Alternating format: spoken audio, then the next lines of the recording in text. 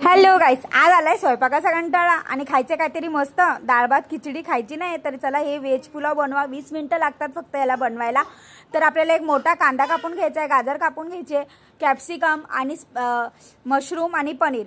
Mushroom तुम्ही skip पण करू शकता, त्याच्या बदली मटर टाका। आणि मी तेलामध्ये गरम मसाले टाकलेत, अख्खा गरम मसाला, याच्यामध्ये तेजपत्ता, लौंग, दालचिनी आणि काळी मिरी घातली आहे आणि एक कांदा भाजून घेतला। याच्यात मी 1 चमच अद्रक लसूणचा पेस्ट घातला होता आणि सगळे वेजीस आपल्याला टाकून द्यायचे त्याच्यामध्ये मस्तपैकी। मग याच्यात चवीनुसार मीठ, हळद आणि मिरची पावडर, धने पावडर आणि गरम मसाला घालायचा आहे आणि मग याला मिक्स करून झाकून द्यायचे 5 मिनिटांसाठी। आणि माझी मुलगी बघा खाली खेळते।